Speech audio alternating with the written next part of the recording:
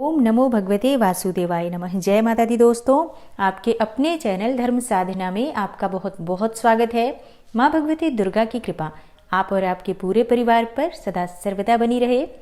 दोस्तों, पूर्णिमा तिथि शास्त्रों के अनुसार मन की समस्त कामनाओं को पूर्ण करने वाली तिथि मानी गई है। आज के दिन लक्ष्मी नारायण की आराधना करने से जन्म जन्मांतर के पापों से मुक्ति मिलती है और मन की समस्त कामनाएं पूर्ण हो जाती हैं। आज के दिन चंद्रमा 16 कलाओं से युक्त होते हैं, तो इनके दर्शन करने से, इनको अर्घ्य देने से जीवन में सुख समृद्धि की प्राप्ति होती है, दाम्पत्य जीवन सुखमय होता है, धन संपदा की प्राप्ति होती है। और पूर्णिमा तिथि माँ लक्ष्मी को भी अत्यंत ही प्रिय है, तो आज के दिन माँ लक्ष्मी की आराधना करने से जन्म जन्मांतर की दरिद्रता दूर होती है। तो आज की वीडियो में मैं आपसे बात करने वाली हूँ पौष मास की पूर्णिमा के बारे में, जिसे पौष पूर्णिमा कहा जाता है। पौष पूर्णिमा का धार्मिक शास्त्रों में बहुत अधिक महत्व है।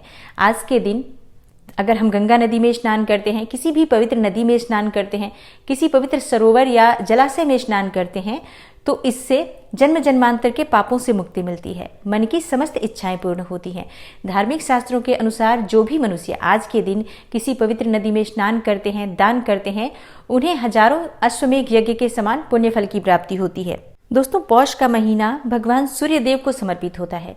पौष मास में भगवान सूर्य देव की आराधना करने से, उन्हें अर्घ्य देने से, उनके मंत्रों का जप करने से समाज में मान सम्मान की प्राप्ति होती है। नौकरी में आ रही परेशानियां दूर होती हैं। धन संतान में अगर कोई बाधा आ रही है तो सूर्य देव की आराधना से संतान की प्राप्ति होती है, धन की प्राप्ति होती है। सरकारी नौकरी में अगर रुकावट आ रही है, आप बहुत दिनों से प्रयास कर रहे हो और अगर आपको सरकारी नौकरी की प्राप्ति नहीं हो रही है, तो पौष मास में भगवान सूर्य देव की आराधना करने से सरकारी नौकरी में आ रही बाधाएं दूर होती हैं। तो पौष मास बहुत महत्वपूर्ण होता है पूजा आराधना के लिए, लेकिन पौष मास की पूर्णिमा बहुत अधिक पुण्य फल देने वाली मानी गई है। पौष पूर्णिमा पर श्रद्धालु पवित्र नदियों में स्नान के लिए जाते हैं, जैसे कि प्रयागराज, बनारस, हरिद्वार। जहाँ पर भी पवित्र नदियाँ हैं, ऐसी जगहों पर लोग जाकर स्नान करते हैं, दान करते हैं। इसका बहुत अधिक पुण्य फल माना गया है। पौष पूर्णिमा पर शाकंभरी जयंती भी मनाई जाती है। तो अब जानते हैं कि इस बार पौष पूर्णिमा कब है और व्रत हमें कब धारण करना है, तिथि कब प्रारंभ होगी, कब समाप्त होगी। देखिए, पौष पूर्णिमा की तिथि प्रारंभ हो जाएगी 17 जनवरी को सुबह 3:18 पर, और पौष पूर्णिमा की तिथि समाप्त हो रही है 18 जनवरी को सुबह 5:17 पर। तो व्रत हमेशा उदया तिथि में ही धारण किया जाता है, यानी कि जब सूर्योदय कालीन तिथि व्याप्त होती है।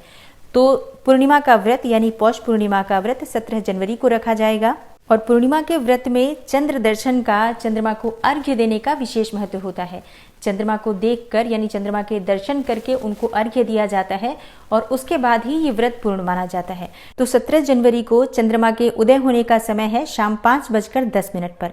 दोस्तों, कई बार आप लोगों के प्रश्न आते हैं कि किसी भी कारणवश, कई बार बादल होने की वजह से या अभी कोहरा होने की वजह से भी चंद्रमा दिखाई नहीं देते हैं, तो ऐसे में हम अर्घ्य किस प्रकार से दें। देखिए, चंद्रोदय समय जो मैंने अभी आपको बताया, इस चंद्रोदय समय के आधार पर आप चंद्रमा को अर्घ्य दे सकते हैं। हर शहर में थोड़ा बहुत फर्क होता है चंद्रोदय समय में, तो आप 10 मिनट बाद या 15 मिनट बाद इस समय पर ही चंद्रमा को स्मरण करके मन में उनका मंत्र बोलते हुए और अपने घर की छत से या बालकनी से खुले आसमान के नीचे खड़े होकर आप चंद्रमा को अर्घ्य दे सकते हैं। और अब बात करते हैं कि चंद्रमा को अर्घ्य हमें कैसे देना चाहिए, मंत्र क्या है। देखिए, चंद्रमा को अर्घ्य देने के लिए आप एक पात्र में थोड़ा सा कच्चा दूध लें, सफ़ेद पुष्प और जल डालें इस पात्र को भरकर, और उसके बाद आप इसमें थोड़ी सी मिश्री या शहद डालकर चंद्रमा को अर्घ्य दे सकते हैं। आप चाहें तो थोड़े से चावल के दाने भी डालें, लेकिन वो चावल जो खंडित ना हो, यानी अक्षत स्वरूप में आप उस पात्र में डालकर और इन वस्तुओं के द्वारा आप चंद्रमा को अर्घ्य दे सकते हैं। चंद्रमा को अर्घ्य देने का मंत्र होता है ओम चंद्रमसे नमः या ओम सोम सोमाय नमः। इन दोनों मंत्रों में से आप किसी भी मंत्र को स्मरण करके बोलते हुए चंद्रमा को अर्घ्य दे सकते हैं। और चंद्रमा को धूप दीप अवश्य दिखाएं। इस प्रकार से आप पूर्णिमा तिथि पर चंद्रमा की पूजा कर सकते हैं। और आज के दिन सत्यनारायण की पूजा अवश्य करनी चाहिए। सत्यनारायण की कथा करने से घर में माँ लक्ष्मी का स्थायी वास होता है। सत्यनारायण को श्री हरि विष्णु का ही स्वरूप माना गया है, तो इनकी पूजा आज जरूर करें। इसके अलावा लक्ष्मी नारायण की भी पूजा करें, जैसे कि भगवान श्री हरि विष्णु और माँ लक्ष्मी की संयुक्त रूप से पूजा करने से श्री हरि विष्णु सहित माँ लक्ष्मी का स्थायी वास आपके घर में रहता है। आज के दिन भगवान भोलेनाथ की आराधना भी हमें ज़रूर करनी चाहिए, क्योंकि भगवान भोलेनाथ के मस्तक पर ही चंद्रमा विराजमान है। और जब हम भगवान भोलेनाथ को अभिषेक करते हैं, दुग्ध अर्पित करते हैं, तो इससे चंद्रमा की पूजा भी हो जाती है। अब जानते हैं कि पूर्णिमा व्रत करने की विधि क्या है। देखिए, पूर्णिमा व्रत करने के लिए आप प्रातःकाल जल्दी उठें, स्नान इत्यादि करने के बाद साफ स्वच्छ वस्त्र धारण करें।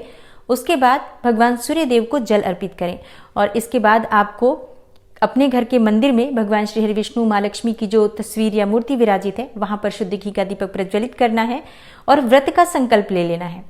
व्रत का संकल्प लेने के लिए आप अपने दाहिने हाथ में थोड़ा सा जल पुष्प लेकर आप अपने मन में भगवान श्री हरि विष्णु से प्रार्थना करें कि आज आपका पूर्णिमा का व्रत है, व्रत निर्विघ्न पूर्ण हो, इसके लिए प्रार्थना करें। किसी विशेष कामना से व्रत धारण कर रहे हो तो अपनी कामना का संकल्प भगवान भोलेनाथ के और भगवान श्री हरि विष्णु के सामने, माँ लक्ष्मी के सामने करें, तो इससे आपकी कामना बहुत शीघ्र पूर्ण होती है। प्रार्थना करें कि कोई भी भूल चूक जाने अनजाने अगर व्रत में हो जाती है तो उसके लिए भगवान श्री हरि विष्णु आपको क्षमा करें।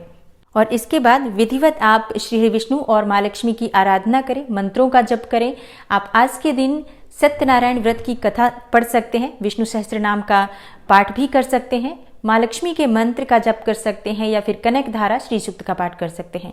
जो भी आपकी इच्छा हो, आज के दिन अधिक से अधिक मंत्रों का जप करने से बहुत अधिक पुण्य फल की प्राप्ति होती है, क्योंकि पौष पूर्णिमा को अगर हम जो जप करते हैं, तप करते हैं, मंत्र इत्यादि का जाप करते हैं या कोई दान करते हैं, पवित्र नदी में स्नान करते हैं, इसका बहुत फल प्राप्त होता है। और अगर आप किसी पवित्र नदी में स्नान के लिए नहीं जा पाते हैं तो आज के दिन यानी कि प्रातःकाल जल्दी उठकर और गंगा जल मिलाकर अपने स्नान के जल में थोड़ा सा गंगा जल डालकर और फिर स्नान करें, तो इससे भी पवित्र नदियों में स्नान के बराबर ही पुण्यफल प्राप्त होता है।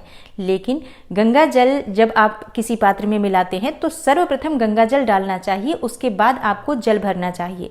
अगर आप जल भरने के बाद गंगा जल डालते हैं तो वो गंगा जल नहीं माना जाता है।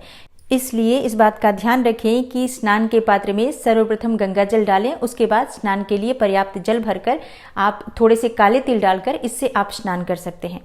पूर्णिमा के व्रत में आप पूरे दिन फलाहार कर सकते हैं। शाम के समय चंद्रमा को अर्घ्य देकर भगवान श्री हरि विष्णु और माँ लक्ष्मी की पूजा करके और इसके बाद आप चाहें तो अपना व्रत खोल सकते हैं। बहुत से भक्त अगले दिन ये व्रत खोलते हैं, तो भक्तों की अपनी श्रद्धा है। जिस भी प्रकार से आप पहले से व्रत धारण करते आए हैं उसी प्रकार से आपको आगे भी व्रत रखना चाहिए। और अब जानते हैं कि आज की पूजा में भगवान श्री हरि विष्णु और माँ लक्ष्मी की जब आप पूजा कर रहे हैं तो भोग क्या अर्पित करना चाहिए। देखिए, सत्यनारायण की कथा अगर आप करते हैं, भगवान श्री हरि विष्णु और माँ लक्ष्मी की जब पूजा की जाती है तो पंजीरी का भोग आप लगा सकते हैं, पंचामृत का भोग अर्पित कर सकते हैं, फलों का भोग लगा सकते हैं, कोई भी मिठाई का भोग लगा सकते हैं। यथाशक्ति जो भी आपके पास उपलब्ध है उस वस्तु का भोग भगवान श्री हरि विष्णु और माँ लक्ष्मी को अर्पित करें। और आज के दिन हमें किस मंत्र का जप करना चाहिए। आज के दिन आप, जैसे मैंने पहले बताया, अगर आप कनक धारा स्तोत्र का पाठ करते हैं, विष्णु सहस्त्र नाम का पाठ करते हैं, तो इससे आपके जीवन में हमेशा सुख समृद्धि बनी रहती है। घर में दाम्पत्य जीवन भी सुखमय रहता है, कलह क्लेश से मुक्ति मिलती है, समस्त प्रकार की विघ्न बाधाओं से मुक्ति मिल जाती है। तो संभव हो तो आप इस स्तोत्र का पाठ कर सकते हैं। सत्यनारायण की कथा आप अपने घर में भी पढ़ सकते हैं, चाहे तो किसी ब्राह्मण को घर में बुलाकर भी सत्यनारायण की कथा करा सकते हैं। दोस्तों, पौष पूर्णिमा बहुत अधिक पुण्य फल देने वाली तिथि मानी गई है, तो अगर आप व्रत करते हैं तब तो अत्यंत ही श्रेष्ठ है। और जो भक्त व्रत नहीं कर पाते हैं उन्हें भी आज के दिन भगवान श्री हरि विष्णु की पूजा करनी चाहिए, चंद्रमा के दर्शन करने चाहिए, संभव हो तो अर्घ्य देना चाहिए। आज सात्विक भोजन लेना चाहिए, मांस मदिरा का त्याग करना चाहिए। विधि विधान से लक्ष्मी नारायण की आराधना करने से, पूजा करने से बिना व्रत रखे भी आपके जीवन की समस्याएं दूर हो जाती हैं और समस्त प्रकार की कामनाएं पूर्ण हो जाती हैं। पूर्णिमा तिथि तो मन की कामनाओं को पूर्ण करने वाली तिथि ही मानी गई है।